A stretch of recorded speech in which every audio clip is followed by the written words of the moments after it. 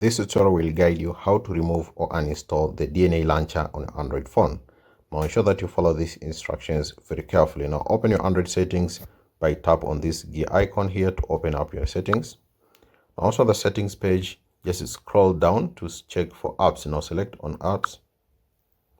Now search for DNA. You'll see this DNA launcher. Now tap on it. Now also the DNA launcher, scroll down, you'll see home screen.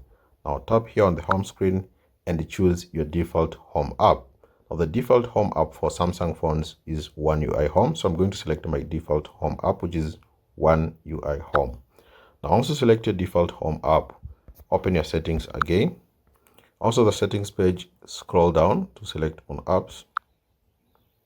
Now search for DNA and choose the DNA launcher. Now you'll see an option here called uninstall. Just tap on uninstall. It will ask you, do you want to uninstall this app? Just click OK to uninstall this app. Or alternatively, you can go to the Play Store and then search for DNA launcher, click on it and uninstall the DNA launcher directly from the Play Store by tap on uninstall. Just click uninstall and DNA launcher will be uninstalled or removed from your Android phone.